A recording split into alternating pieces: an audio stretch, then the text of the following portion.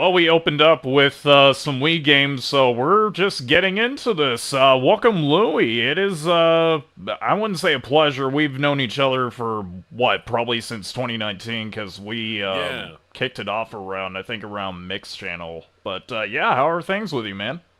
pretty good, man. Pretty good. I think you were almost going to stay at my house at one point. Yeah, we were working on that, and I think at the very last second, he was like, maybe we I'm just should get kidding. a, Yeah, because yeah. I live pretty far away, right? Like I don't live right next to San Diego, and I try to Mhm. make that clear through my earlier messages to him. But I think once he realized it was going to be a 30 to 40 minute drive every day to get there, he was like, "Oh fuck, I better just get." Yeah, we were Because just I was going to have calculating to it. get a freaking what's it called? Um, freaking Uber to go there every day. Hmm. That would have been a nightmare. Yeah, and I know that there was like plans eventually to just like hang out with the guys, but it felt like we were gonna like I wouldn't say eavesdrop because we just didn't want to like get in just like hey, no, you guys want to hang out or something. It's just I think the other part was he wanted to see everybody because everyone was just messaging about Mix, so it was like yeah, we'll probably just stick with the Airbnb at that point. Right. But Yeah, I'm sure there was a lot of roleplay people who wanted to hang out with him and say sup and stuff like that. oh, I know that it was like the first day that we got there. We were just trying to figure out if there was anything in town to do, and we were just kind of messing around with our switches, and all of a sudden he gets a text, and it's from a couple of role players. It's like, y'all guys want to go bar hopping? And we've never bar hopped in San Diego, so we did that for like about 3 hours, and then next thing I know, I'm on the couch because apparently I threw up on one of the bar tops because I had drank so much with Penta, and Penta's on the other side, and he looks over like just, oh shit, that happened. So that pretty much happened, and yeah, I still remember that from that week. But speaking of which, I can't even speak right now. But have you and the boys actually done any bar hopping yourself before? Yeah, we've usually only at cons and stuff. I've never really been like a big drinker. I don't really like clubs. It's not really my atmosphere. Hmm.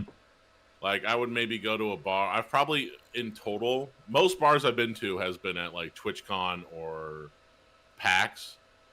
But Oh other yeah. than that, like I've probably been to a total of maybe 10 bars in my whole life. Like, and that's visits, not even just different bars.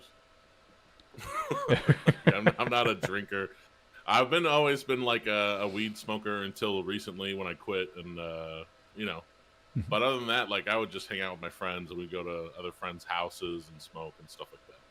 Oh yeah, I don't blame you on there because as soon as like people get older, that it's kind of like a change of habit because you want to try to at least have like a healthy living lifestyle so you can be able to Right. go into the future and just see all the cool stuff that happens. But it's better to have like a healthy body, and it's cool that you finally started to quit tobacco smoking. But do you still vape? Yeah, I quit vaping too. Okay, yeah, I know that you That did was that more before. recent. I had to get off of it, so I smoked vape. Then after vape, I was like, "This is." It was even harder to quit vaping, I'd say. Oh, really? But yeah, because I was smoking the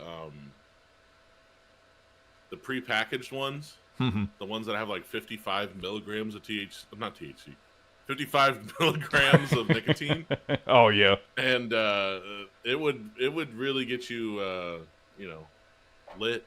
So quitting those was harder because I felt like there was so much nicotine in them. Oh, yeah, It's I can more than a imagine that. cigarette or anything like that.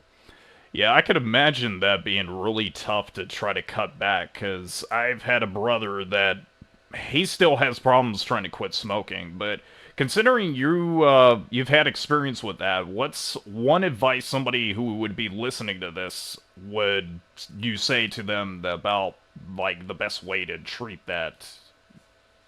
Distract yourself is probably the best way. Like Hmm. find other stuff to do. Like I used streaming.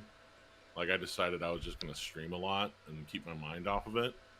Also, I was building Game Boys and playing retro games and working on music, so that helped a lot. You know what I mean? Hmm. Yeah, and it's cool to be able to see that because in the community there are a lot of creative individuals, but you don't see a lot of people doing either mods or like any sort of custom software, which we'll get into that a little bit.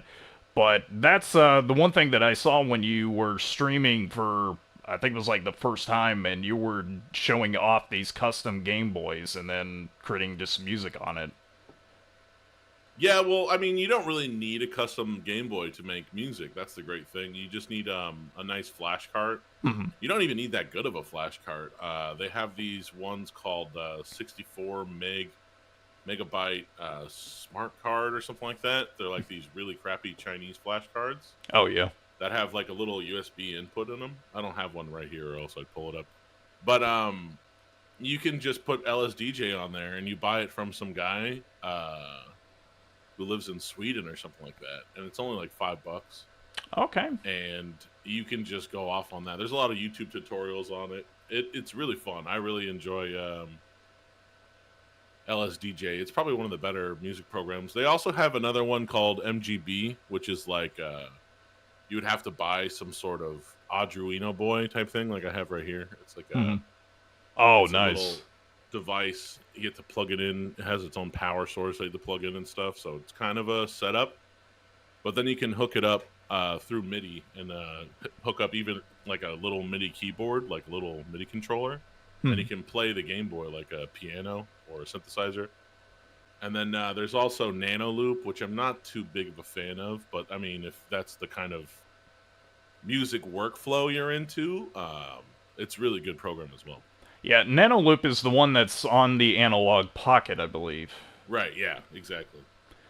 Yeah, that I know that the program's on there, but I actually have never messed with it myself. But it's mostly video creation software. Which what was the other one? NES Creator, or it was the one that was on Kickstarter. I know that that one is a bit more easier to make, but I just can't think of the name of what the program is right now.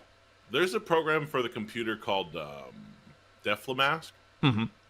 where you can make stuff and it's emulating all the sound chips from like a Nintendo, Sega Genesis, Game Boy. And I've seen a lot of like really big chip tune producers using it. I can't get the hang of it. It's very complicated. But I mean, if you could figure it out, like that's probably the best program to go with Hmm. because you can make sounds that sound like a Super Nintendo. You can make one that sounds probably like a CPS2, Sega Genesis, Game Boy, Nintendo. Well, if you learn LSDJ, you can only work on the Game Boy itself. But I like using the original hardware. That's just me, you know. Oh, I gotcha.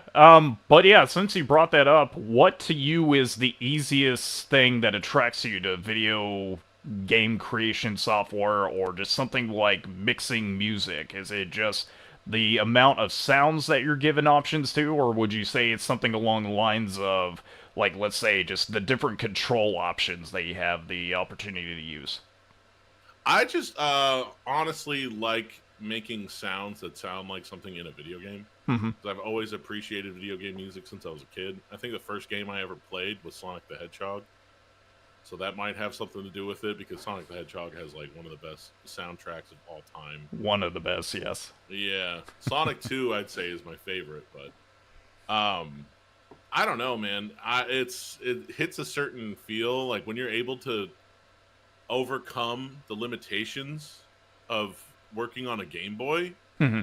I feel it's much more impressive to come out with a Game Boy remix of a song than it is to come out with a remix on, FL Studio or, you know, what the hell is that other program that I never use? Ableton Hmm. or Pro Tools or anything like that.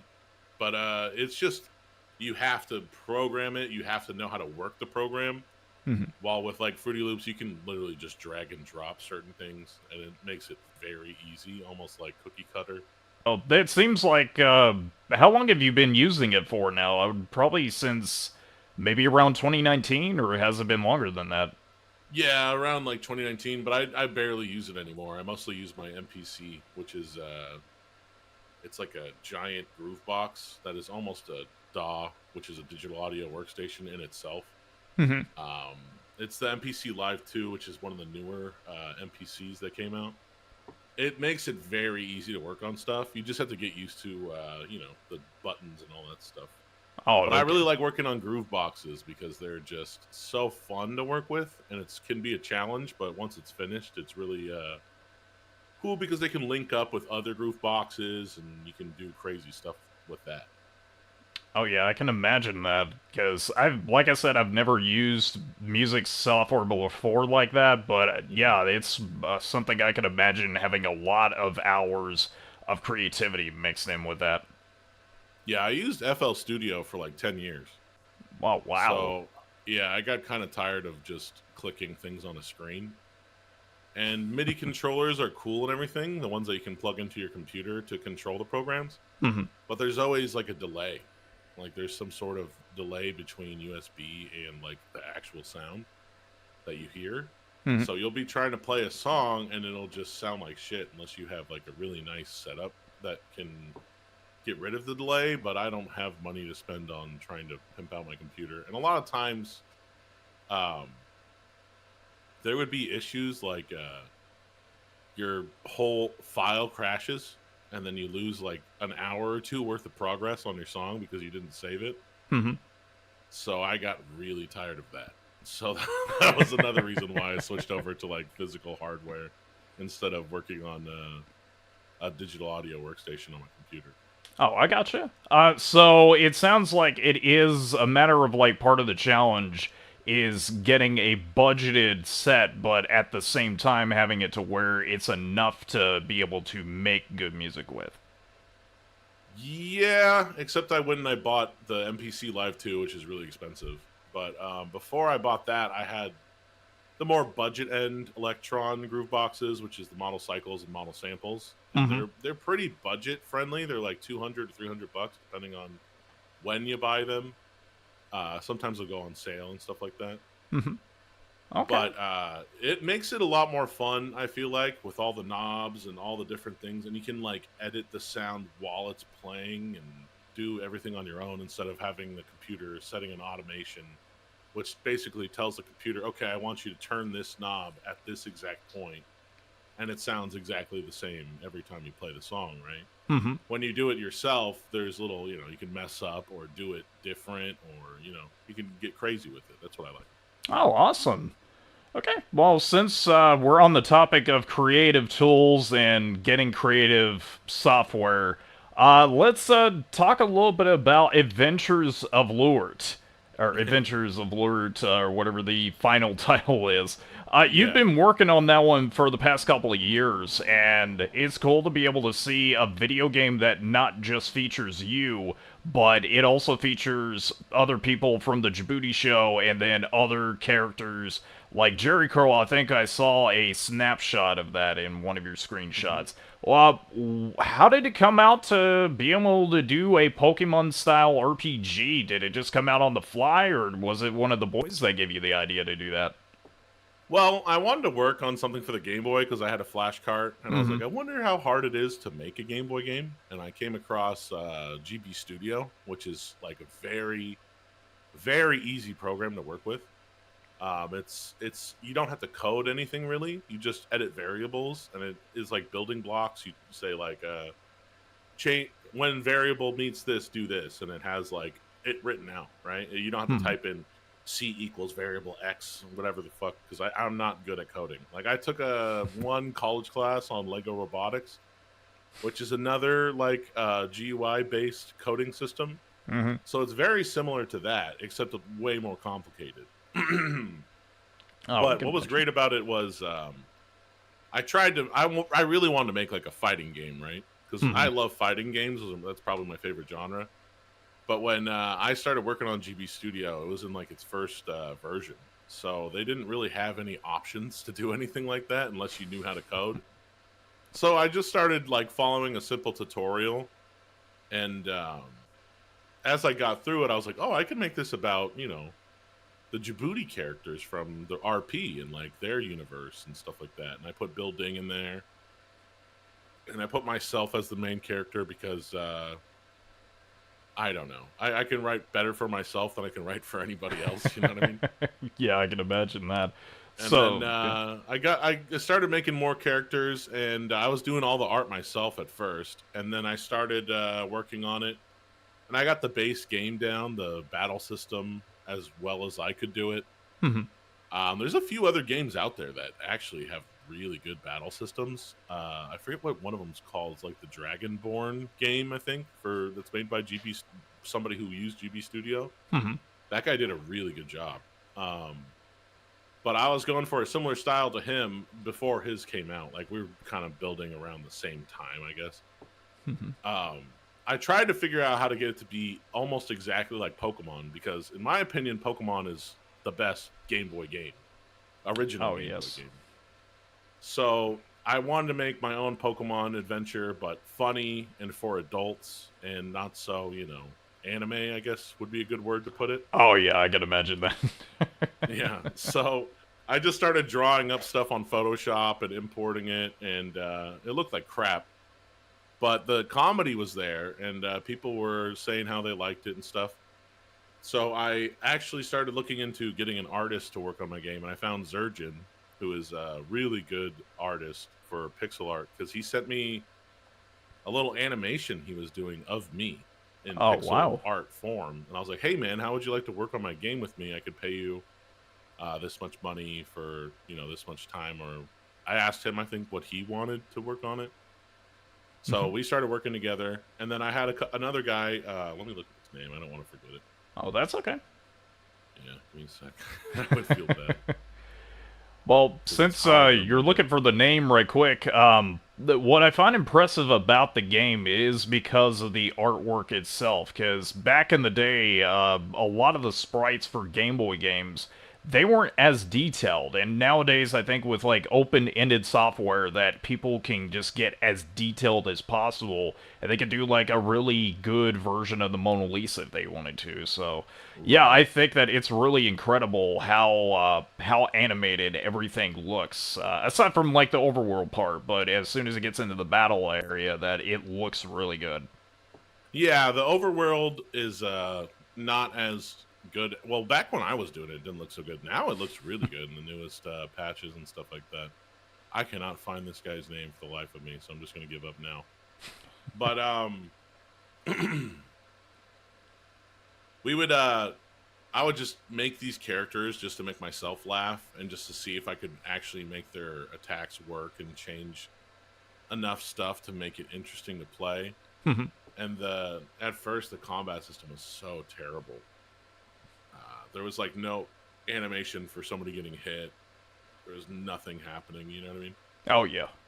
And once I got an artist, I started coming up with ideas like, oh, I'll add a foot for when he kicks him in the head. Like there'll be a foot that appears in the area where the text says he got hit. Right. So if he gets kicked in the face, it'll show a little foot icon on the guy's face, and that'll be a critical hit. Or if he kicks him in the balls, the the foot will appear. You know, Yeah. so it was pretty cool, and I started getting it to work, and that's when I really got really into it for a while. I kind of ran out of funding for now, but Mhm. I plan on working more on it. I also kind of don't know what other characters I can really add in there. That's another issue is coming up with more characters. The last characters I worked on were all Djibouti Show Halloween characters. Oh yeah, like Letitia Prime being one of them. LaTuisha, Satan, the puppet. We had the pumpkin mask guy, Oh all that nice. kind of stuff. I think we even had the demon Uwu ghost that attacked Pops or something like that. I'm not sure. But I want to add the alien from last year's Halloween special in the next patch. Oh nice. Yeah. So as far as like that goes, like how much more would you say as far as the game itself, how much is left to be able to be made? Well, right now we're only working on the battles. Hmm. So I'm about halfway done with the battles, I'd say, because I mean, I'm not going to make, a full blown Pokemon adventure. Like that game is just too amazing to try to compete with, like the amount of hours you can put into Pokemon. But I wanted to put double the amount of battles that are in it right now, which I think is like 18 or something like that. So I want Hmm. to have at least 30 battles. It might be more. Oh, okay. And then I wanted to, add NPCs into the world that you talk to and then give you hints on what to do. I wanted to add more like puzzles so you don't just walk around and fight things the whole time. You actually have to figure out where to go, find a key to open this door, that kind of stuff. Okay. But Yeah. that's all in the future.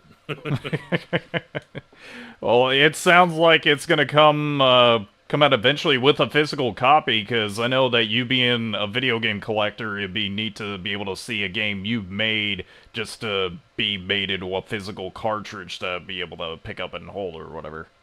Yeah, I've actually already got the equipment to do that. I got the Oh, nice. GBX Cart Mini RW, Mm-hmm. which is a really nice. If you want to write your own games onto, crappy Chinese bootlegs, it is the perfect thing to buy. Yeah, especially if they're like under $10, because I've seen a lot of those kits get to be pretty expensive, like over 50. Or actually, the dumper I think is over 100, I believe. Yeah, I have the what's it called? Let me see if I have it right here. I have this one for Nintendo. I was working on a Nintendo game as well. Oh, nice. But the problem with that is the cartridges are super expensive. Um, just the reload cartridges, like you have to buy them off of this certain website, and they're pretty pricey.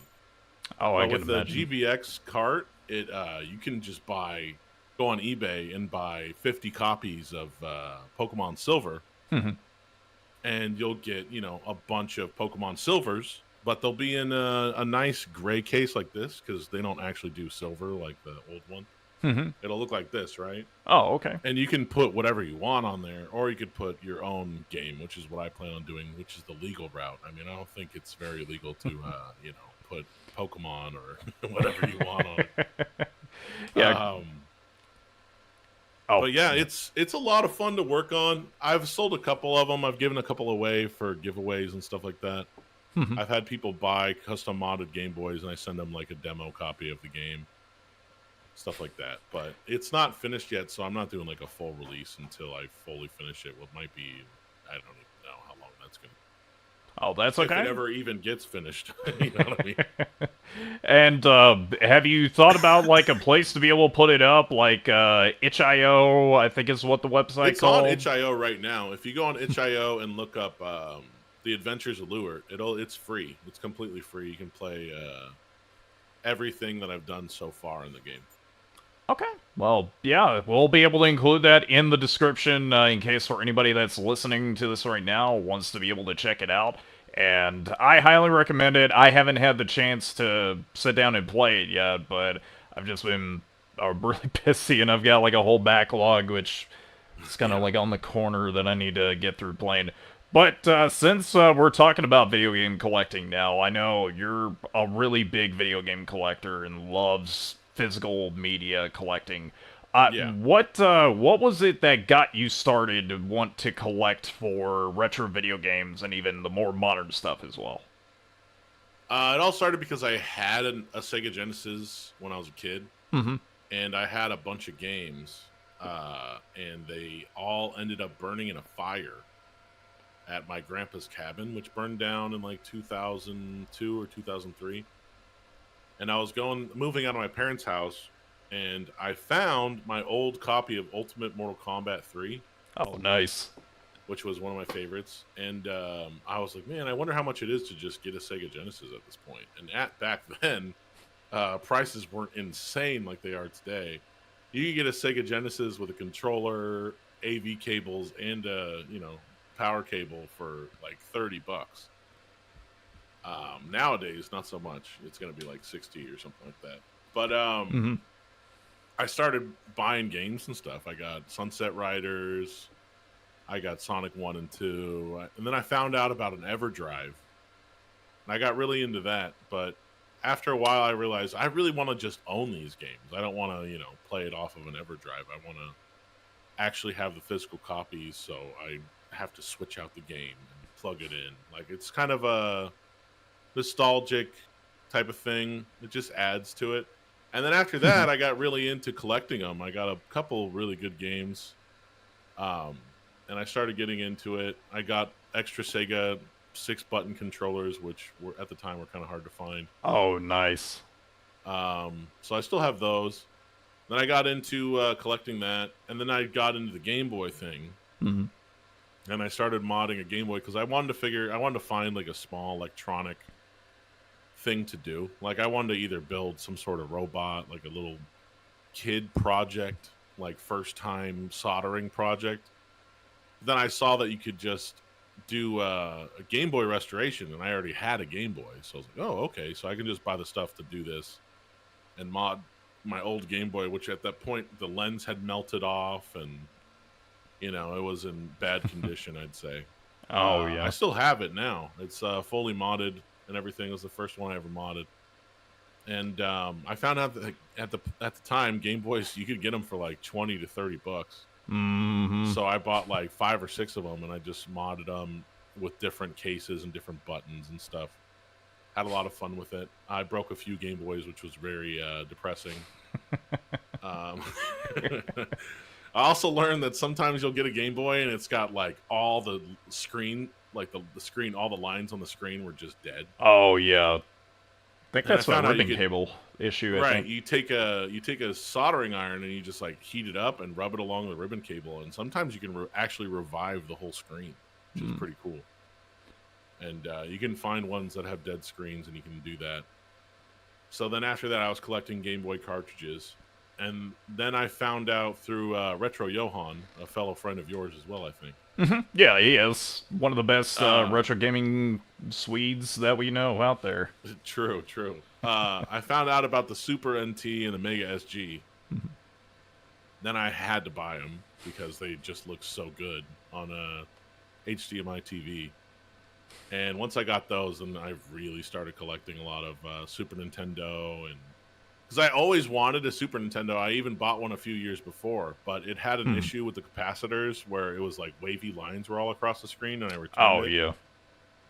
So once I saw that I could get one that is just perfect and it's not some crappy, clone console. It's actually like upgrading the actual physical hardware of the game, and it matches everything. And you can even play like games like Kirby or whatever that are impossible to run on emulators and stuff like that.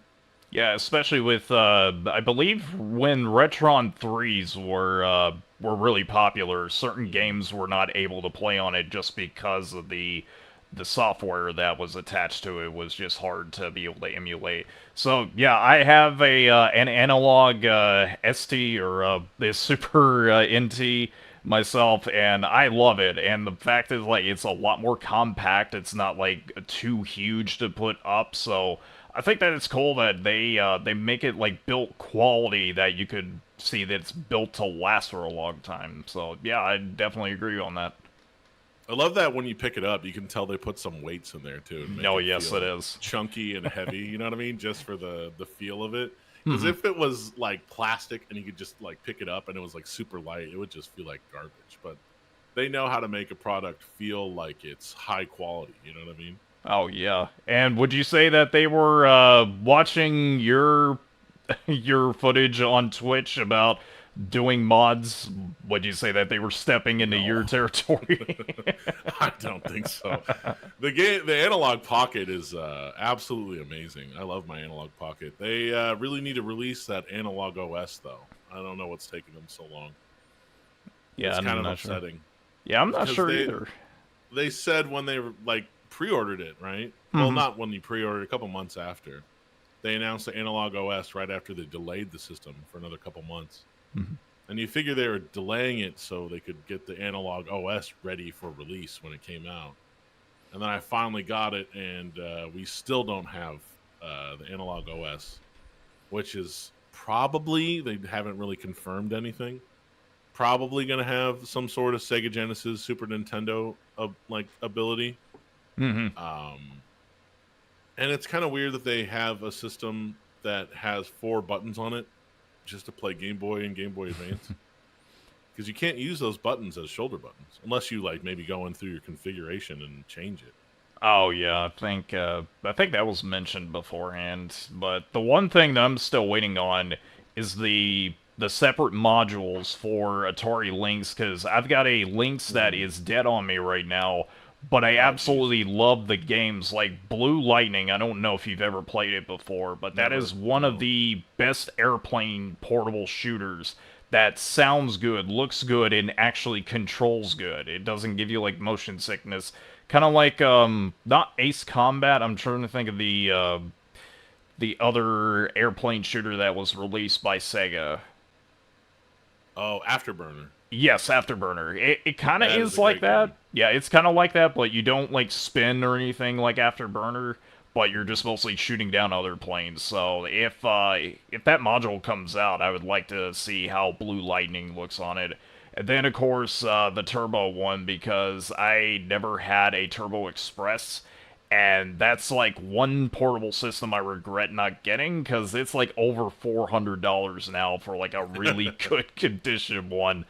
And since I brought up like price, has that been an issue for you lately, or is there like workarounds that you found to be able to actually collect on like a certain budget that you may have in mind?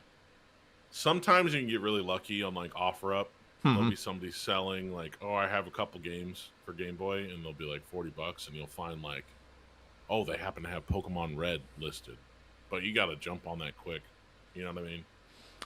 Recently, I purchased a Game Boy Advance SP on Amazon, Hmm. and I was looking through the listings, and the lowest price listing for even like a regular Game Boy Advance SP is like $80, $70 right now, which is kind of crazy. Oh yeah. And I found one, and it was an AGS 101 for Oh, 80 bucks. nice. And I was like, oh, I gotta buy this now. Gotta buy this right now. You know what I mean? So I hopped on that, but they still haven't shipped it, so I'm kind of worried about that. But it said AGS 101 brighter screen. They even specified that. So if it comes and it's not an AGS 101, luckily I got it through Amazon, so I'll be able to get the refund pretty quickly. And that's the one thing that worries me about certain online transactions. There was one website, I'm trying to remember, I think it was Facebook Marketplace, and there have been times where I've gotten good deals on it. There's a Coleco Telestar Combat. Like, it's a controller set up for your TV, and this was like back before Coleco released the ColecoVision.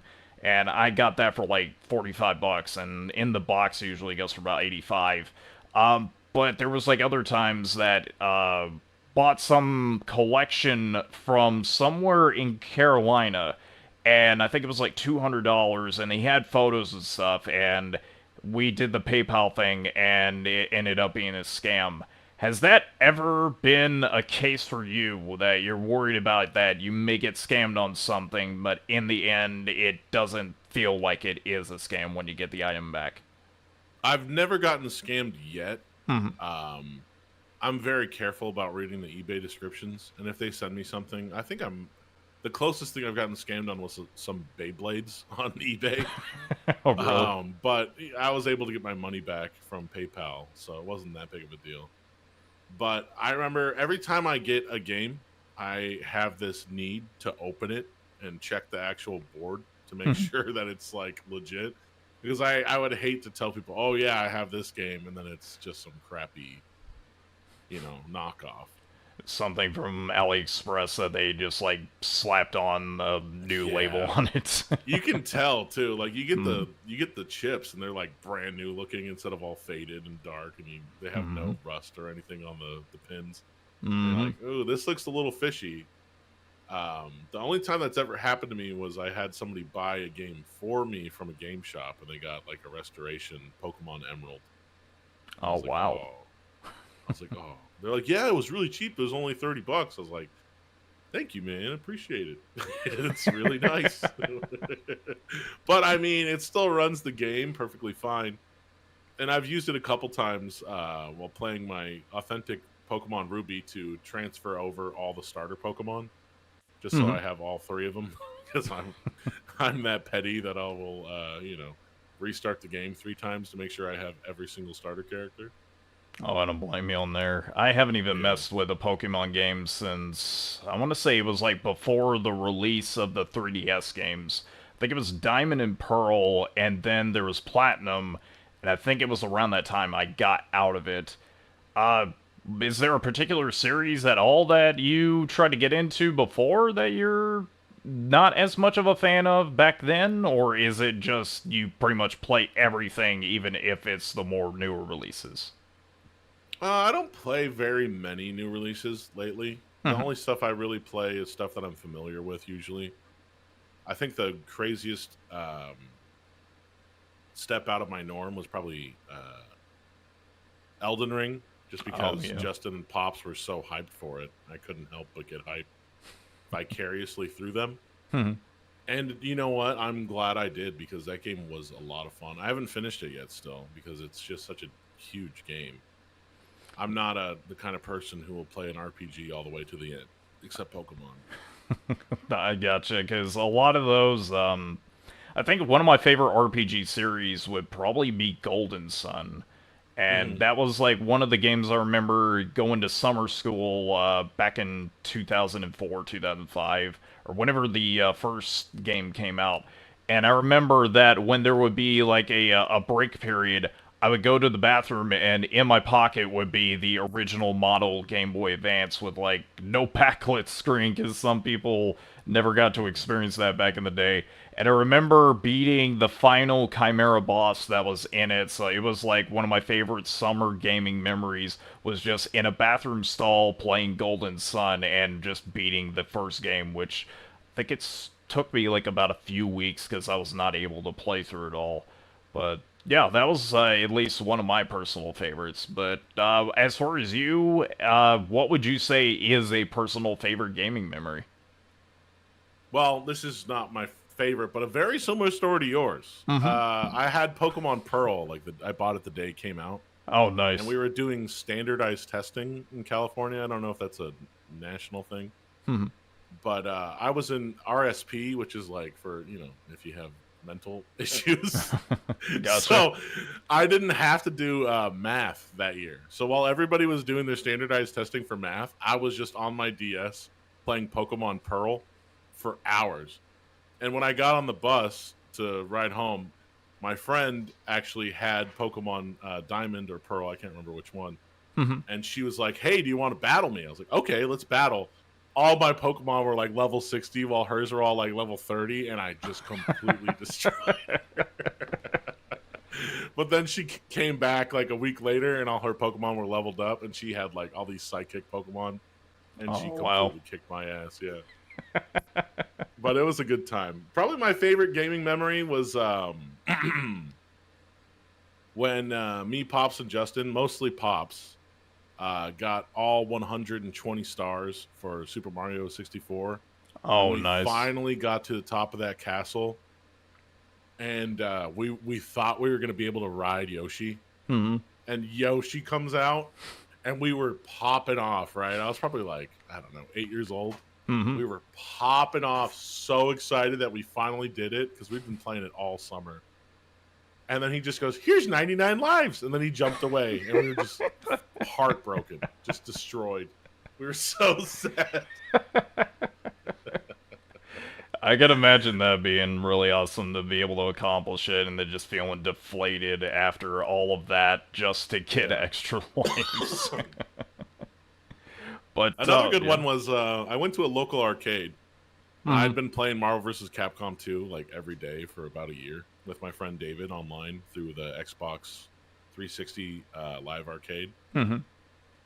And I see this guy and he's playing Marvel 2, and I was like, "Oh, dude, I'm gonna go challenge him." Because I like, how often nowadays do you get to find an actual working Marvel vs. Capcom 2 arcade cabinet and there's somebody actually playing it? You know what I mean? Oh, yeah. So I walked up, I put my quarter in, and I just destroyed this guy. And I was like, "All right, it's cool, man. See you later." I just walked away and let him play off of my quarter because I was hanging out with other people, but that was like, oh, it felt so good because I never got to experience that as a kid. Because when our fighting games in arcades were like a big thing, Mm-hmm. like I was too little to A, be good at them, and B, actually go and play other people. Like I maybe played my cousins a couple times, but that's about it. So it was pretty cool. Yeah, as far as like other arcades, have you ever been by Fun Spot before? I think that's like over No, close to me, yeah. yeah, I've always wanted to go there after watching The King of Kong. Mhm. Fun Spot seems like the place to be. I would love to just run into Billy Mitchell. But I actually owned a couple of my own arcade cabinets for a while. I had House of the Dead 2, the Oh standard wow. cabinet. I had a nice Neo Geo, big red cabinet that said Mm-hmm. SNK and Neo Geo on the side of it. I had CPS2 with Marvel superheroes versus Street Fighter. Mm-hmm. But I gotta say, out of all those systems, if you get a chance to buy an arcade cabinet, like a real one, get the Neo Geo, man, because you can just swap those games out so easy.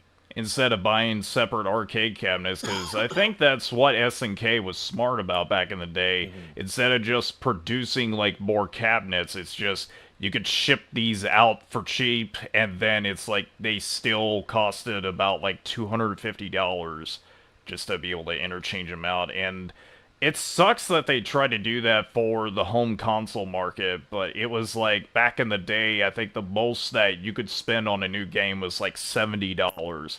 And they tried to sell it off as like the arcade experience, but what I guess they didn't realize was the fact of it being people don't spend that much on a video gaming experience. They'd rather spend quarters at the arcades for that matter. It was pretty cool too.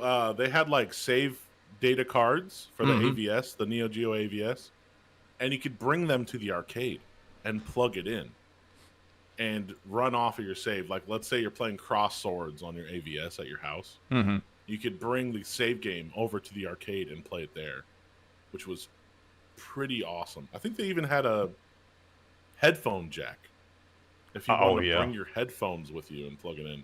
They Yeah, were I doing think some it's in there. crazy stuff with arcade systems back in those days, man.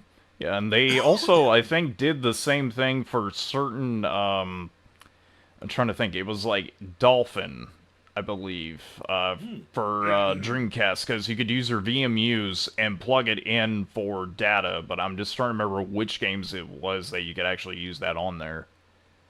Yeah, I always, as a kid, I was astounded by Initial D. Mm-hmm. How you could buy the little card that had your save data on it, and that just blew my mind that there was save data on an arcade game. But the thing about the Neo Geo AVS, those go for a lot of money still today. Oh Like people who yes. actually bought those and kept them and took care of them, you could make a lot of money off of selling those things. Yeah, it's the term that a lot of people in the collecting community go for is that it is essentially the Ferrari collecting of video game Yeah. consoles, and for good reason too. It's like the quality is still there, and it still sounds incredible for being Hmm. essentially what is like what 64-bit console, or probably more than that, maybe. It might be 64. I know there's some sort of 30, like there's some 3D graphic games kind of. Hmm. Like they have a couple soccer games and stuff like that that have like 3D ish graphics. Not Oh yeah, 100% sure on that actually. But yeah. the best thing about the Neo Geo MVS versus the AVS is you can buy like a full blown arcade cabinet for cheaper sometimes than buying the Neo Geo AVS home console, which is pretty insane. I think there was at one point I had the chance to buy the system when my store was open in Muscle Shoals, and the problem was that the guy knew what he had, and I was still offering him a pretty sizable amount just to be able to get it. And I think he passed on it, and now with it being after the pandemic and just video game collecting has gotten even more expensive, it makes me just kind of regret not getting it for the price that it was back then. So hopefully, Yeah. in the future, be able to get something like that. Yeah, I sold my cabinets to buy a Vive. Hmm. Probably one of my biggest regrets. You I just don't miss my use it Neo anymore. Geo. I try to. Well, right now I have two Dobermans in my back room, so I literally can't. But it is perfect if you're trying to do virtual reality spray painting. It is amazing. That is like that's the only way you can honestly recreate the medium of spray painting without having to buy spray paint and wood to paint on. Because I'm not going to go out and spray paint on a building. You know what I mean? The vandalism, yeah. Yeah, I'm too old for that. Maybe if I was a teenager. But it is pretty close to the real thing. Like I learned some techniques with spray can handling, like being able to do flares and stuff through the VR. Hmm. And I bought some spray paint, went in my backyard, and it honestly taught me how to do it in real life as well. So Oh, I highly nice. recommend to anybody who finds like spray paint art to be really cool to King Spray is the best way to go. And spray paint is not cheap, man. Like to do one painting, like you need a whole can of spray paint plus part of another can because you're going to need more than one color, obviously. Okay. Yeah. And each can of spray paint is about $5 if you're getting like the Rust-Oleum from the hardware store. Hmm. Then you also have to have the right caps to put into the Rust-Oleum can. There's a lot that goes into it. You want to have a breathing apparatus to make sure you're not breathing in all those chemicals, you know? Oh, yeah. So I feel like VR is almost the future of that medium as long as you're not trying to, vandalize something. Oh, yeah, of course. But yeah, that's one thing I've always found interesting because I think it was Mark Echo's Getting Up or whatever the game Yeah. was. It was on PS2, Xbox, and I think it was also on PC back in the day as well. I But have it on you know, PC, yeah. yeah, I never got the chance to play it, and it's still relatively cheap to actually purchase. But I remember that getting like good reviews back in the day, and that's when I remember hearing about people doing graffiti art. Is that where you found out about it, or was it just something before that? Well, I was a kid. I used to do commercials. Hmm. I used to go to a lot of auditions in LA. So we would be driving on the freeway and there'd just be crazy graffiti, you know what I mean, on the Hmm. side of the freeway. And I always thought it looked really cool. I think my biggest inspiration for like graffiti art would be Jet Set Radio. Oh Playing that on yeah. Xbox as a kid, it just looks so cool. The art style was so amazing. And then also the Warriors. Oh yes. I love the spray painting competition mini game they had where you had to be I forget what the guy's name was, the artist guy with the afro, Hmm. and you had to like move the thumbstick to do the R and the O and the I, and you had to like make it look good. It was a lot of fun, and then that I was like, man, I wish I could do this. I found out about stencils in high school. I did like an awesome face stencil, and like there was this weird like half pipe in the middle of the forest where I grew up, where kids would go and skateboard, and there was spray paint all over it.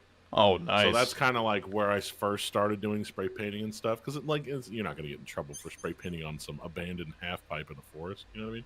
Hmm. So me and my friends were doing that, and it looked like crap. And I just wanted to learn how to get good at it. And I started drawing with paint pens and stuff, Hmm. looking up like alphabets. If you look up graffiti alphabets, you can see all these different types of styles that people do. And then I think a couple years later, I was like, "Hey, I got my own backyard now. Nobody can tell me what to do. I'm gonna get like a big plank of wood, and I'm gonna spray paint some stuff."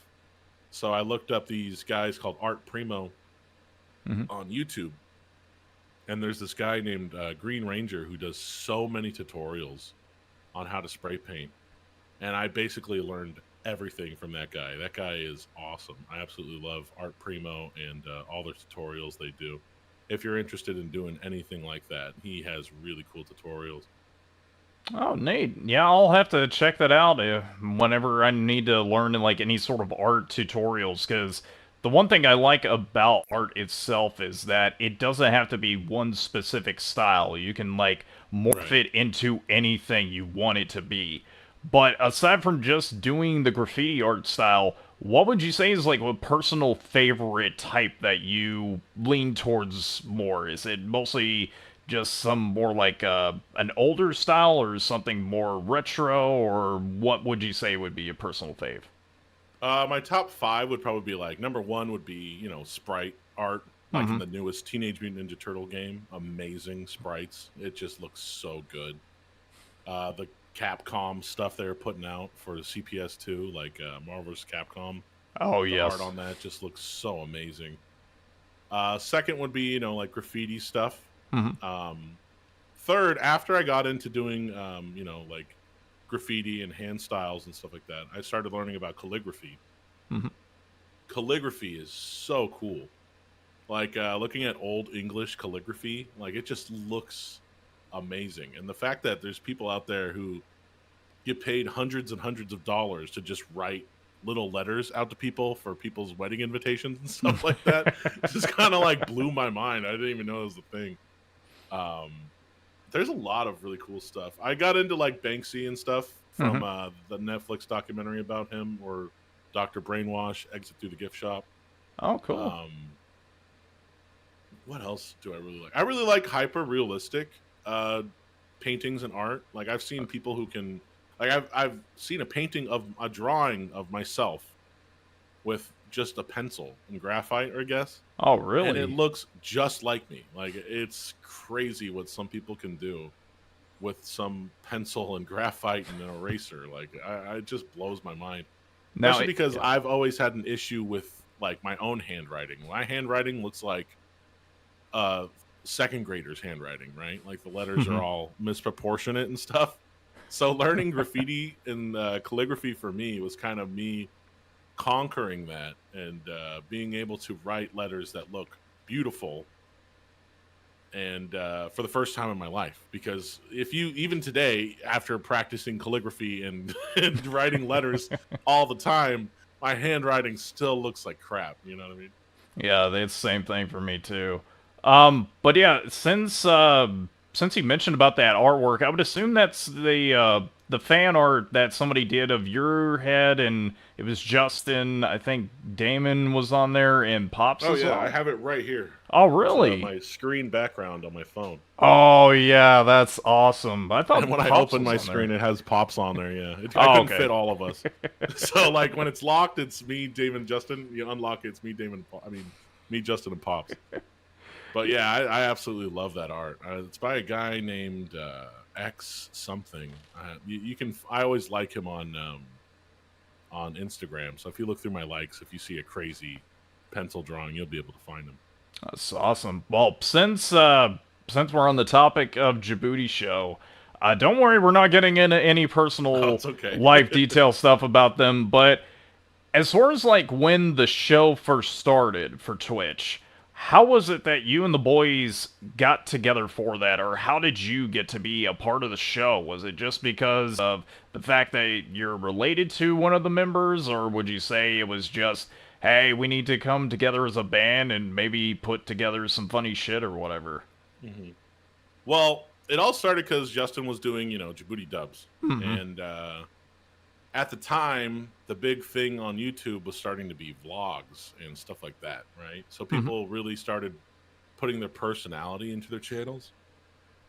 So the boys started the Djibouti podcast slash Djibouti show in its original format, which was a pre-recorded show where they would talk about topics and Hmm. stuff like that. And I was a huge fan, right? I watched every episode. I did a couple call-ins on the Speak Pipe, and whenever I saw them, I would like talk about how I loved certain episodes of the show and stuff like that. Hmm. And at the time, I just quit Subway, and I bought a capture card and a couple other things, a second monitor and stuff to be able to stream on Twitch on my own. Because I wanted to play Sega Genesis games on Twitch, because I thought people were gonna love me playing on original hardware, which people don't care. But I was playing Grand Theft Auto sometimes on my Xbox 360 and stuff like that. And I had been doing it for maybe a couple months, and Justin was like, "Hey, we're thinking of doing some stuff on Twitch. Like, how do you do it?" And I was just giving him tips, like, "Oh, you got to get OBS. Oh, You have to really? use this." Yeah. Huh. And they did their first show. It was just, I think it was just Damon and, oh no, it might have just been Pops and Justin. Hmm. And they went live on accident. They were playing, I think, Die Hard Arcade for Sega Saturn on an emulator. And people just came in and started getting real sugary, dropping a bunch of money on them. And like, yo, this is crazy. We can like see what people have to say live as we're doing it. You know what I mean? Hmm. Because normally we'd have to read through the comments, and the comments on YouTube are just cancer. They're the worst thing ever, right? So, Yes. so we were live, and people were responding to them, asking them questions, and they had a great time. And they started doing a couple more episodes, and they're like, "We should get Louis on the show because he loves streaming, and also he's a funny guy, and he's our cousin that we love." And I was already best friends with Damon like since like third grade. So, I knew all the guys very well. And they had me on the show, and I was very nervous the first couple episodes because I was like, I don't want to be the character that everybody hates. You know what I mean? But I came in, I just did my own thing, and Justin had to guide me through like where I need to take the reins back a little bit, and he was like kind of coaching me for the first couple years on how to be a better streamer. You know what Oh, I mean? wow. So it took a lot of practice and a lot of learning. Thanks to Justin and Pops and Damon for helping me out to learn where my strengths were with streaming, what to say, what not to say, what was interesting to hear about, what wasn't interesting to hear about. Hmm. Not to tell stories that are 30 minutes long that have like no purpose, which is something I seem to do a lot. Hmm. So it was a lot of fun. It was a lot of learning. And then I broke my back Mm. by falling through a staircase straight onto my spine, which was nice. Oh, wow. Yeah, and then I had to take a break from the show for a while because I had to go on disability because I was literally like, I couldn't really get out of bed too often. My back would just have shooting pains and stuff like that. It was hard to walk. Then a couple years go by. I got I did a lot of physical therapy. I got what's it called? What are the things they give pregnant ladies? An epidural in my spine. I think so, yeah. Yeah, and I got cortisone shots in my spine. I got a bunch of stuff done, and then the lawsuit or whatever was finished. Hmm. I was rewarded some money for that. And then once I finished that, I was able to, be back on the show full time and do my thing. So that part sucked though, because nothing against Jeff, because I love Jeff, he's a great guy, but watching another guy fill in for me was probably the hardest part about all of that. Not even the pain from like the back issue and stuff like that. It just sucked watching the show, and then there's another guy there being funny, being an awesome dude, and I'm like, God damn it, I wish I could be on there. It's like But Jeff's being, one of the nicest guys I've ever met in my entire life. So I'm glad they picked him to fill in for me, because if it was anybody else, I would just hate their guts. You know what I mean? So, like, let's say if Kenny was to come on the show more often and kind of just get in your way, would you say that that'd be a I bit too love much? Kenny. Kenny's a great guy too. I think I couldn't be mad at Kenny either. He's such a positive dude. I remember the first time we met Kenny, we were at I think E3, Mhm. and we just walked up on him. He was wearing like a full suit. He's like, "Hey guys, you guys want to get into some crazy stuff?" And I was like, "What do you mean?" He's like, "I can get us into like the Bandai Namco booth," and like we went backstage and all this stuff. Thanks to Kenny, he like hooked us up. Oh, We went wow. out drinking with him and eating some food. We had such a good time. He's such a cool dude, man. Yeah, because I think I remember the first time being able to see him in person was actually when we went to Moxie's, or Moxie, or whatever the place that you took me and Mick over to. And I just remember seeing him coming in looking like he's dressed up like a little Nas with the cowboy hat on, and I didn't even know he dressed in that before, but it fits him. So it was cool to be able to see him just like chilling out with everybody else, and that yeah, he's one of my favorite content creators on Twitch.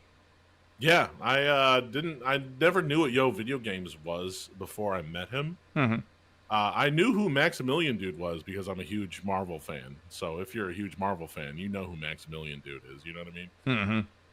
But I was like, oh, you're on Maximilian Dude's thing. That's cool because I don't really follow that many. Well, at the time, I didn't follow very many online creators. I think Maximilian Dude was like one of my 6 subscriptions on YouTube. You know what I mean?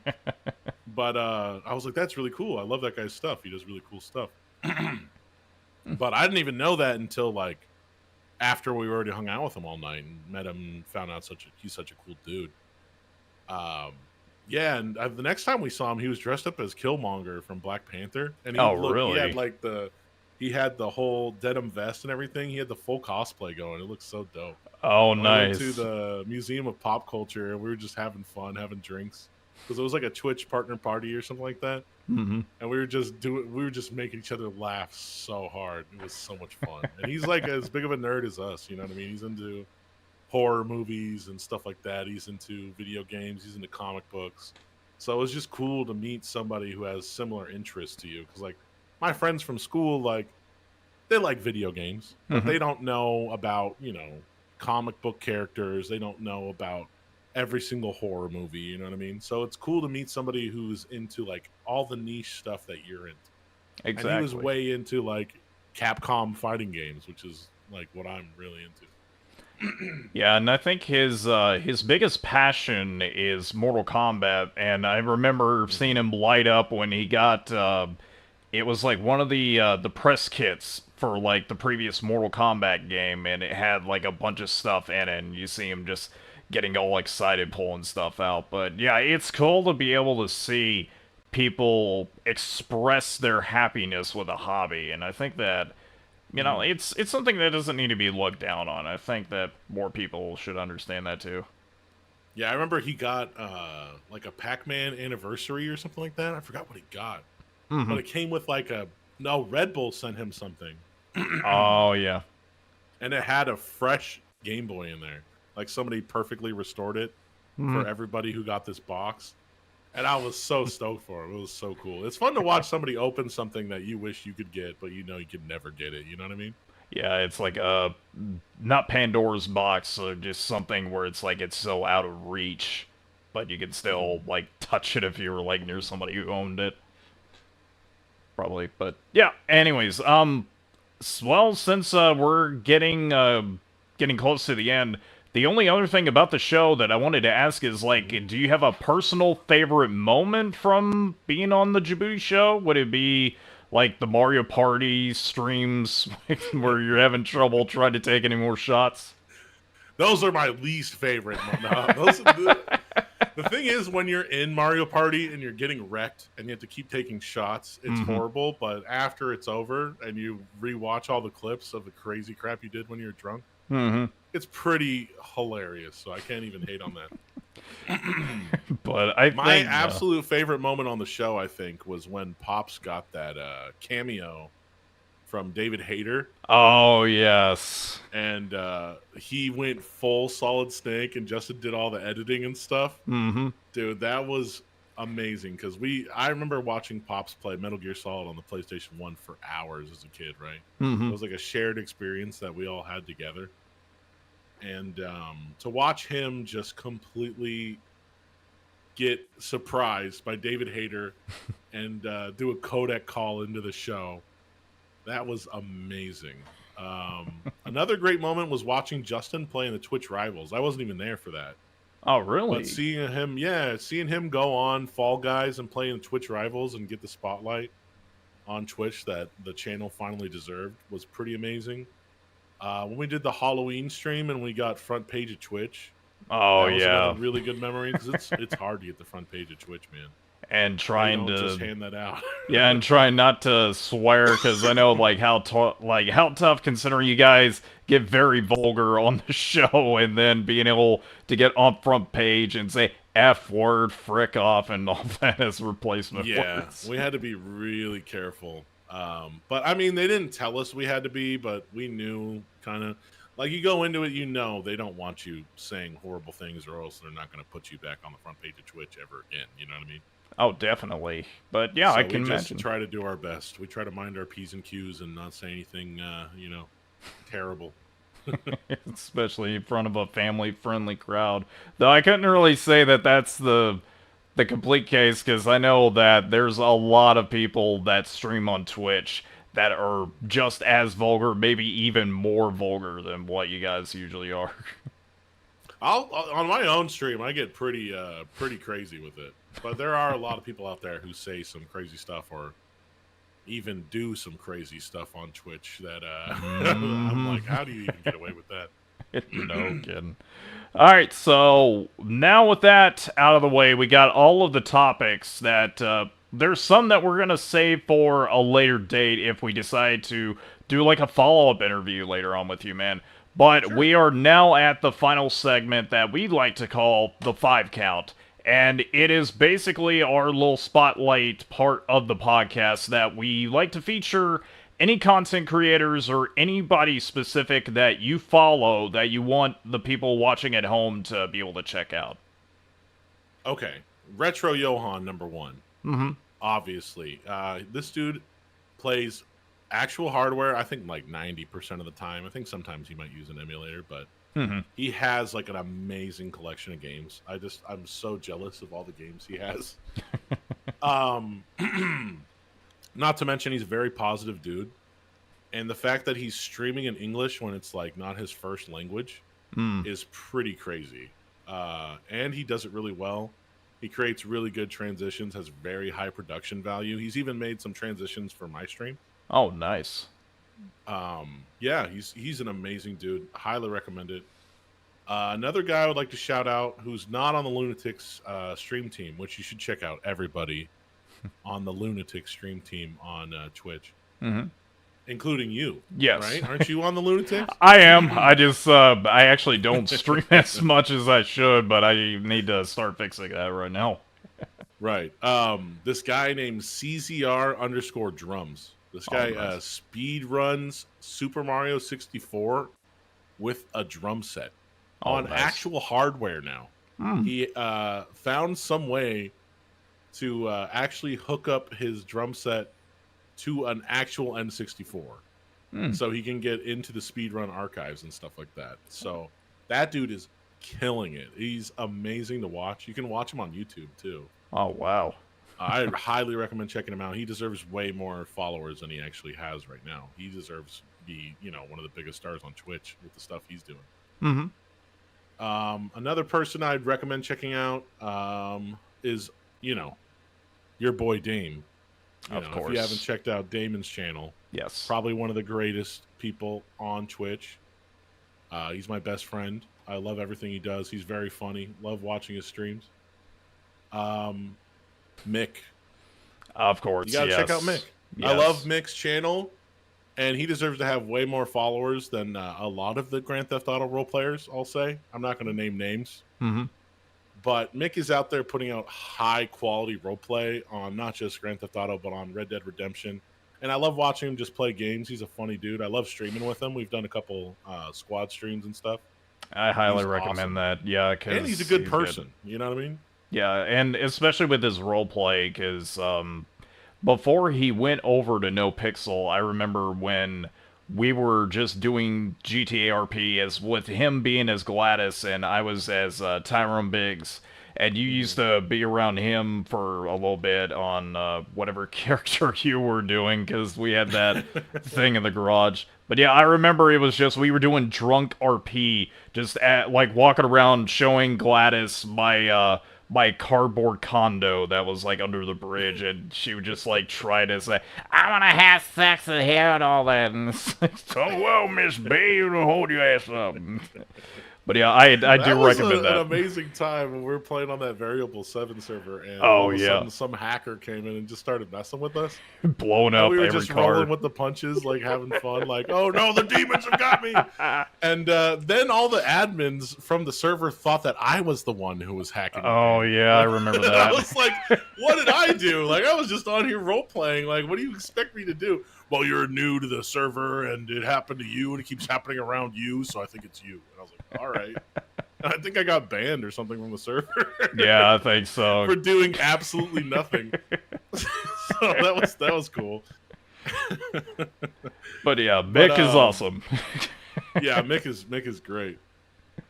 The last person I want to shout out is Easy and Lavy Time, I think is their stream name now. Mm-hmm. Yes. They do their late night stream, which is hard to find a good late night stream, and they are very funny together. I love the dynamic of them because they've been friends for a long time. Like, they bust on each other, kind of like we bust on each other on the JaboodyShow. We just make fun of each other and, Mm-hmm. poke each other, make each other mad, that kind of stuff. Mm-hmm. I love to see a dynamic of, like, what my friends are like. Like, me and my friends, when we play online games, we're always making fun of each other. Like, dude, you think you couldn't hit that shot? You couldn't pick up that chug jug? What's wrong with you, bro? What are you, stupid? You know what I mean? That kind of stuff. Yeah, pulling Some wise people strikes. on Twitch, like, can't handle that in front of an audience, so they get real fake, and it seems like it's not a real relationship. They're like, "Oh, it's okay, buddy. You'll do better next time." It's like, dude, come on. Nobody talks like that in real life. Like, what is wrong with you? Yeah, bowl, So, yeah, jokes in front of each other because that's what friends yeah, are supposed to do, you know? yeah. If your friends can't make fun of you, then you're gonna grow up to be very sensitive about people saying stuff about you. Like if anybody's gonna say something about you, it should be your friends because they're coming from a place of love and friendship, and not a place of like trying to bring you down. You know what I mean? Or malice. Unless you have a Yeah. really shitty friend. Like, Oh, yeah. Because if that's the case, then what are you doing still hanging out with them? Yeah. I had a couple of those friends back in the day. I got rid of those guys. You know what I mean? But yeah, that's my top 5 for Twitch for sure. Awesome. Thank you very much, Louie. I know that we usually do these for a little bit longer sometimes, but yeah, I think we pretty much knocked it out of the park for like an hour and 10 minutes, so thank you for hopping in for the recording today. And make sure everybody, if you're just watching this, make sure you check out Uncommon Valley, because goddamn, I love your videos, man. Thank you I very love much. it. I love that you put my what would I say, Nintendo certification onto your videos with a little clip of me. That's amazing. It was, I mean, it's not just you. I would do that for, like, anybody else who throws, like, a recommendation over to our channel, because it shows that we appreciate you guys watching the videos that I put out, and it takes hours, and you guys have no idea how much that means to me. So, thank you very much again, Louie, for coming on for the recording. I know you're busy right now, but take your time to just, like, drop in and do this for us is really incredible. So, thank you very much again, man.